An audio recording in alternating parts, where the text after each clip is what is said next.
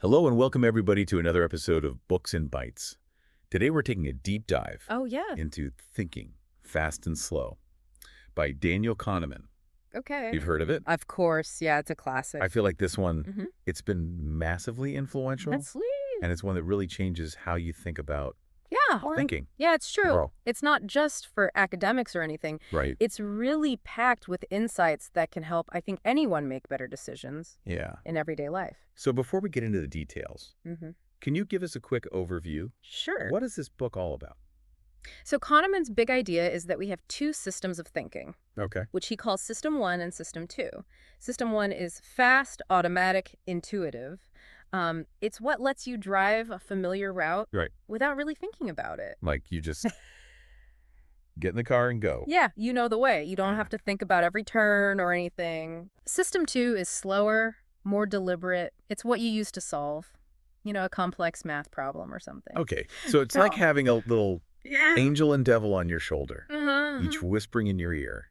But the devil's way faster and louder. Yes, exactly. No wonder we make so many mistakes. That's a great way to put it. A lot of the book is about becoming aware of those whispers from System 1 so we can learn to question our intuitions and, make more rational choices. So where do we start? How do we learn to question those intuitions? He really dives into the characteristics of each system right from the beginning. Okay.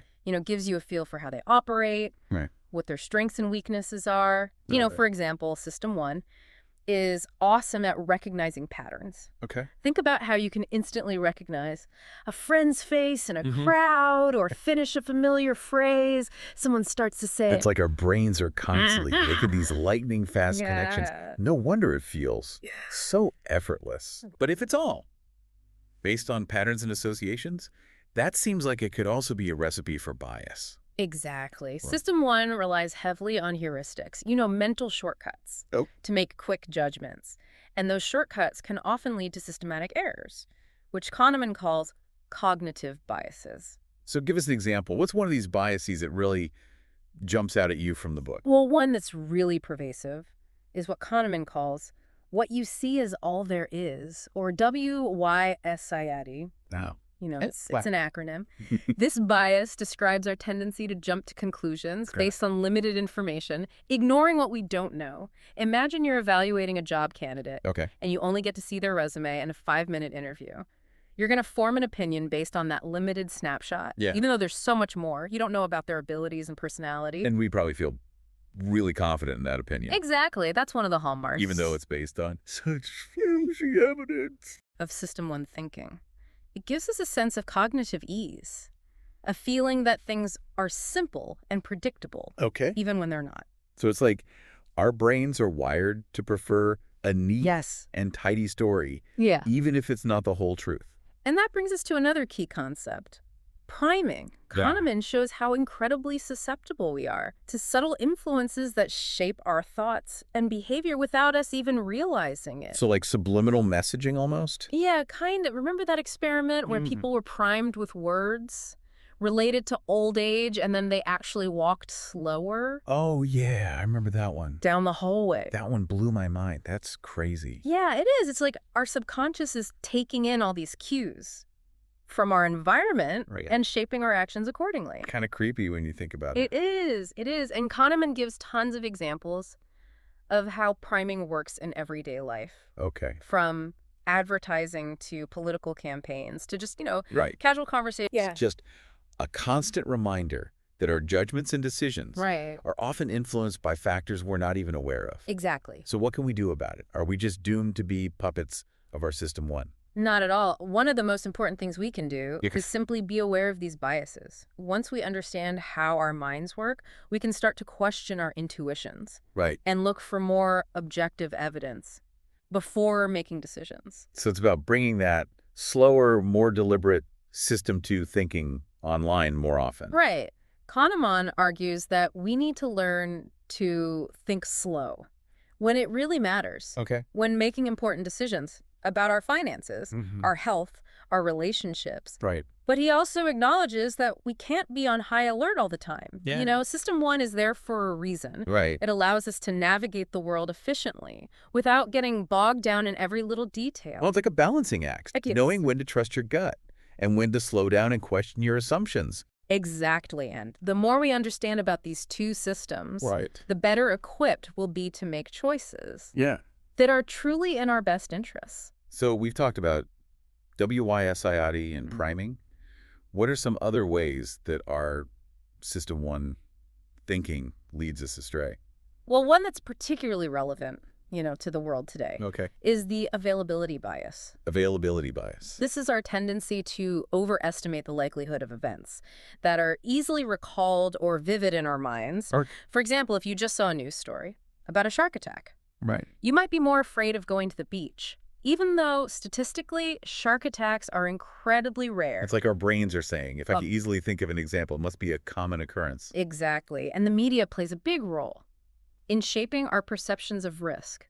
We're bombarded with images and stories of dramatic events, which makes them seem more likely than they really are. That's a good point. It's easy to forget that the news isn't always a reflection of reality. It's often a reflection of what's most sensational or attention-grabbing. Right, and that's why it's so important to be critical consumers of information. We need to be aware of the availability bias and look for more objective data to assess risk. So we've got WYSIOD, priming, and the availability bias. These are some serious mental traps. Yeah. I'm starting to feel a little paranoid about my own thinking. Don't worry, that's a natural reaction. But remember, the goal isn't to become completely distrustful of our intuitions. It's about finding a balance between System 1 and System 2 thinking. So it's not about eliminating our fast thinking. It's about learning to use it more effectively. Right. And that's where some of the strategies Kahneman outlines in the book come in. Can't wait to hear more about those. But before we jump ahead, there's another fascinating idea Kahneman brings up early on. The concept of cognitive ease. Oh, yeah. Can you explain a little more about that? Sure, of course. Cognitive ease is basically a feeling of fluency in our thinking. When things feel easy to process, when we don't have to strain our mental muscles, we tend to feel more confident and comfortable with our judgments. So it's like that feeling of, this makes sense. We like that feeling. Exactly. So we tend to gravitate towards information that confirms our existing beliefs. And avoids anything that challenges us. Precisely. And that can lead to a whole host of biases, like confirmation bias and the halo effect. And it's probably amplified. In today's world where we're constantly bombarded with information and looking for quick and easy answers. Absolutely. That's why it's more important than ever to be aware of cognitive ease and to actively seek out information that challenges our assumptions. So it's about pushing ourselves outside our comfort zones. And embracing a little cognitive discomfort. Exactly. That's where real learning and growth happen. This is all so fascinating. I'm really starting to see how much these ideas can apply to my own life. But I'm also wondering if System 1 is so prone to errors. Why do we even have it? That's a great question. And Kahneman addresses it directly in the book. He argues that System 1 is actually incredibly efficient and adaptive in many situations. Remember, our ancestors didn't have the luxury of sitting down and analyzing every decision. They needed to react quickly to threats and opportunities. So in a dangerous environment, it's probably more advantageous to jump to conclusions and run away from a potential threat than to stand there and ponder all the possibilities. Exactly. Right. System 1 is designed for survival in a world that's often unpredictable and dangerous. It's like that fight or flight response. It's not always rational, but it's often effective in keeping us safe. Right. And it's important to remember that System 1 isn't all bad. It's also the source of our creativity, our intuition, our emotional intelligence. It allows us to connect with others, to appreciate beauty, to experience joy. So it's not about getting rid of System 1. It's about understanding its strengths and weaknesses and learning to use it in a way that serves us well. It's about finding that sweet spot between intuition and reason, between feeling and thinking. This is all making me think about some of those famous passages in the book. Like the one where Kahneman describes System 1 as the hero of the story. It's so easy to focus on the errors and biases. But it's important to remember that this system is also responsible for So much of what makes us human. It's true. And there's that wonderful quote where he says, System 1 is the origin of most of what we do right and of most of what we do wrong.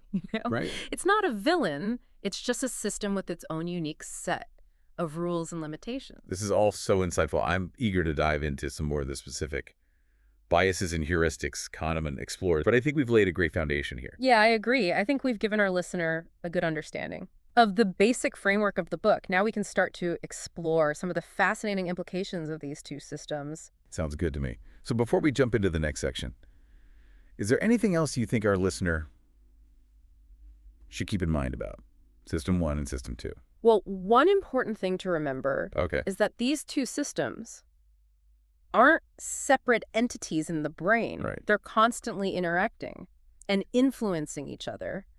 Sometimes System 2 can override System 1, but often it's more like a lazy supervisor. Okay. It's just rubber stamping the decisions that System 1 has already made. So it's like that image of a rider on an elephant. Yeah.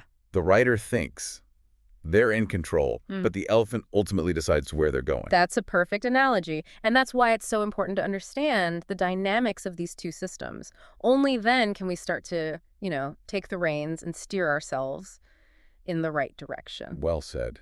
I think we've given our listener a lot to chew on here. Yeah. Ready to move on. Absolutely. I'm ready when you are.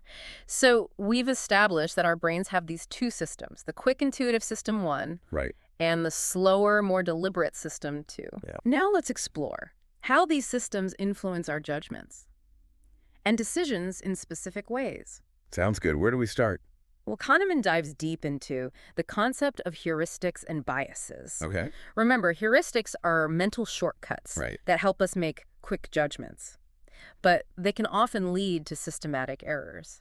One of the most fascinating heuristics he explores is the anchoring effect. Okay, I remember reading about that one. It had something to do with how arbitrary numbers can influence our estimates. Think about it this way.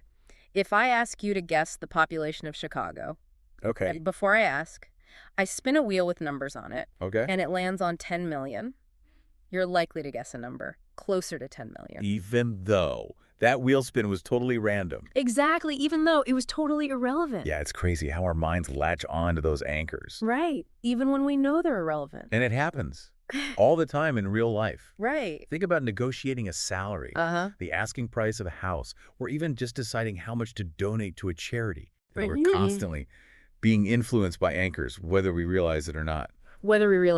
So knowing about this bias, what can we do to avoid falling into the anchoring trap? Well, the first step is awareness.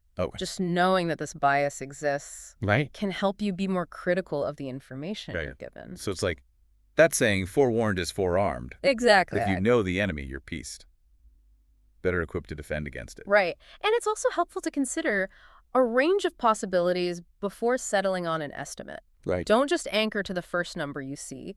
Think about the highest and lowest, reasonable values, and then work your way towards a more realistic estimate. That's great advice. It's like getting a second opinion, or in this case, a third and fourth opinion from your own brain. Right, exactly. It's all about engaging System 2. To challenge those automatic responses from System 1, another powerful heuristic Kahneman explores is the representativeness heuristic. Representativeness heuristic. This is our tendency to judge probabilities based on how well something fits our mental prototypes. Okay, I need an example to wrap my head around that one. Imagine you're told about a person named Steve, who is shy, orderly, and detail-oriented. Okay, Steve. You're then asked to guess whether Steve is more likely to be a librarian or a farmer. I'd say librarian. Most people would guess librarian. Yeah. Because Steve's description seems to fit the stereotype of a librarian. Right, he sounds more like a librarian than a farmer. What's wrong with that? Isn't it a reasonable guess? The problem is that we're neglecting base rates. The overall prevalence of librarians and farmers. In the population, there are far more farmers than librarians. That's true. So statistically, it's more likely that Steve is a farmer, even though he doesn't fit the stereotype. So we're letting our stereotypes cloud our judgment. Exactly. Even when the statistics tell a different story. And this happens all the time, especially when you're dealing with social categories or making judgments about individuals. We tend to rely on our mental prototypes rather than considering the broader statistical context. It's like we're telling ourselves a story that feels coherent. Right. even if it's not statistically sound. And that's why it's so important to be aware of the representativeness heuristic and to consider base rates when making judgments about probabilities. This is reminding me of something else Kahneman talks about. The law of small numbers. Okay. It's like we have this innate belief that small samples are representative of the larger population, even when that's statistically unlikely. That's a great connection. The law of small numbers is a major source of error in our thinking. Right. We tend to draw sweeping conclusions from limited data, ignoring the possibility of random fluctuations. Yeah, he gives that great example of the cancer cluster in a small town. Yes. People panic, Yeah. assuming there must be an environmental cause, when it's more likely just a statistical anomaly. Exactly. It highlights how easily we fall prey to the illusion of causality. Right. We create explanations even when the evidence suggests it's just random chance. This makes me think about all those times I've gotten excited about a hot streak in gambling or sports, only to have it inevitably end. You know, I was attributing it to skill or some mystical force when it was probably just regression to the mean. Regression to the mean. That's a perfect example. Regression to the mean is one of those statistical concepts that goes against our intuition. Right. We expect that extreme performances will be followed by similarly extreme performances. Right. But that's often not the case. Right. Things tend to even out over time. Exactly. So next time I'm tempted to bet big on a hot hand, I'll remember that it's probably just a statistical blip, not a sign of true talent. That's a wise move. Understanding regression to the mean can help you make more rational decisions in all sorts of areas, from investing to evaluating employee performance. So we've covered a lot of ground here. Anchoring, representativeness, the law of small numbers, and regression to the mean. These are all examples of how our System 1 thinking can lead us to make predictable errors in judgment. But I'm also wondering if these biases are so ingrained in our thinking. That's a great question. Are we really capable of overcoming them? Kahneman doesn't sugarcoat the challenge. He acknowledges that these biases are deeply rooted in our cognitive machinery. Okay. But he also offers some hope. Okay, good.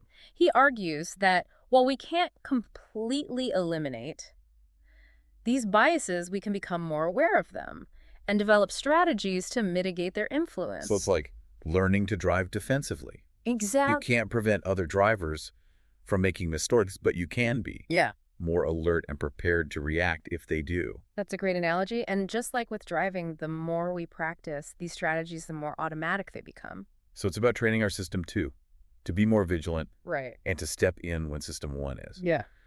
About to lead us astray. Yeah. What are some of the specific strategies Kahneman recommends? Well, one that's particularly helpful is to consider the opposite. So consider the opposite. Whenever you're forming a judgment or making a decision, force yourself to consider the alternative perspective. Right. What evidence might contradict your initial assessment? What are the potential downsides of your chosen course of action? So it's like playing devil's advocate with yourself. Exactly. Challenging your own assumptions. And looking for evidence that might disprove your beliefs. And it's not always easy. Our brains naturally resist cognitive effort. Right. But it's worth the effort because it can help us avoid those costly mistakes that stem from overconfidence and biased thinking. This is all so empowering. It's like we're being given the tools to become better thinkers, to make more informed decisions, and to navigate the world with greater clarity and wisdom. But I'm also realizing how much work it takes to overcome these biases. It's not a quick fix. It's an ongoing process. You hit the nail on the head. Of self-reflection and awareness. It's a lifelong journey of learning about our own minds and developing strategies to make the most of our cognitive abilities.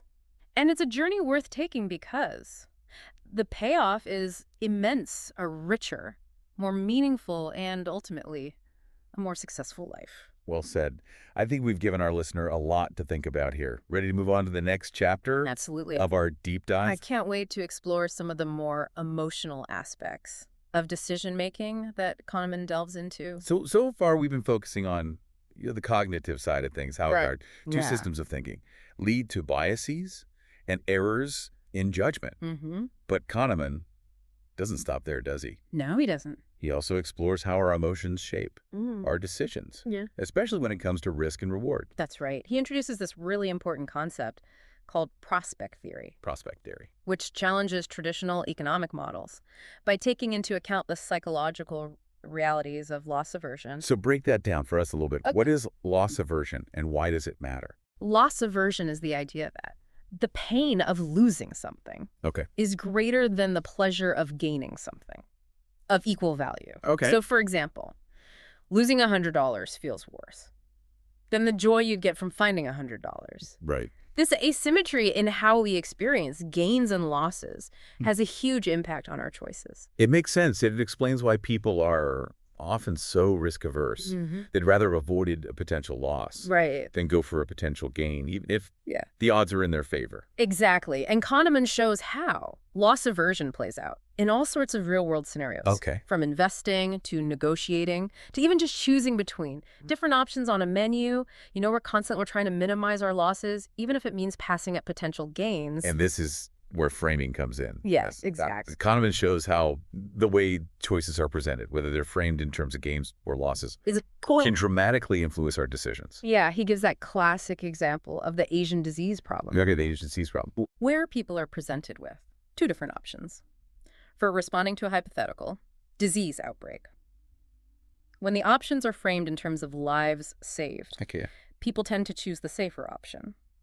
But when the exact same options are framed in terms of lives lost, people are more likely to choose the riskier option. So even though the outcomes are identical, the way the problem is worded triggers our loss aversion and it pushes us towards different choices. Exactly. It highlights it's almost like we're being manipulated by our own brains. How easily our decisions can be swayed by subtle cues and framing effects.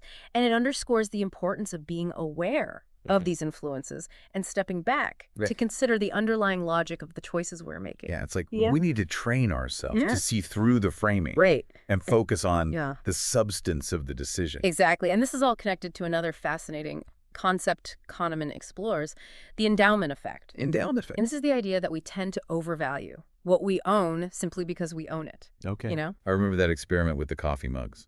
Right. People who were given a mug wouldn't sell it for nearly as much as people were willing to pay for it. Right. It's like we form this emotional attachment to our possessions, even if they have no real sentimental value. It's a powerful illustration of how our sense of ownership distorts our perception of value. It is. And it explains why we often cling to things. Longer than we should, whether it's a losing investment, a job that's no longer fulfilling, or even a relationship that's gone sour. It's like we're afraid to let go. Even when it's in our best interest to move on. Exactly. And it's all tied back to loss aversion. We're so focused on avoiding the loss of what we already have that we miss out on opportunities to gain something better. This is giving me a lot to think about in terms of my own decision-making. But I'm also wondering how these ideas apply to our overall sense of happiness and well-being. Well, that's where Kahneman really gets into some thought-provoking territory. He explores the distinction between the experiencing self and the remembering self. So he's saying there's a difference between how we experience things in the moment and how we remember them later. Exactly. The experiencing self is the one living in the present, feeling all the sensations and emotions of the moment. The remembering self is the one that constructs our memories and tells the story of our lives. And these two selves don't always agree. He gives that example of the colonoscopy, where patients actually preferred a longer procedure with a less painful ending because it resulted in a better memory of the experience. It seems counterintuitive, but it makes sense when you consider how our remembering self works. Right. We tend to remember the peak moments and the ending of an experience more vividly than the overall duration. So a longer colonoscopy with a less painful ending might actually be judged more favorably than a shorter one with a more painful ending, even though the total amount of pain was greater. In the longer procedure... It's like we're editing our own life stories, highlighting the good parts, and downplaying the bad. And this has implications for how we evaluate our lives as a whole. Kahneman argues that our judgments about the quality of a life are often shaped by these peak-end memories, rather than by the sum total of our experiences. So a life with a few really high highs and a happy ending might be judged more favorably than a longer life that was mostly pleasant but had a few bad years at the end. Right. It challenges our assumptions about what makes for a good life. It suggests that it's not just about maximizing pleasure And minimizing pain, it's also about creating a narrative Right. that feels satisfying to our remembering selves. This is all so fascinating, but I'm also feeling a bit overwhelmed by all these biases and illusions. I understand how you feel. It's like we can't trust our own judgments or memories. Yeah, it can be. A bit unsettling to realize how easily our minds can be swayed, but I think Kahneman's work ultimately offers a message of hope. By understanding these biases, we can become more aware of our own limitations and develop strategies to make better decisions. So it's not about becoming perfectly rational beings. It's about becoming more informed. Exactly. Or insightful thinkers. It's a journey that's worth taking. The more we understand about how our minds work, the better equipped we'll be to create a life that is both fulfilling and meaningful. Well said. I think we've given our listener a lot to chew on today. Any final thoughts before we wrap up our deep dive? Just this Kahneman's book is a powerful reminder that we are all works in progress. Our minds are constantly evolving, and there's always more to learn about ourselves and how we make decisions. So stay curious, keep questioning your assumptions, and never stop exploring the fascinating world of human cognition. I couldn't have said it better myself. Thanks for joining us on this incredible journey through the mind. We'll see you next time on Books in Bytes.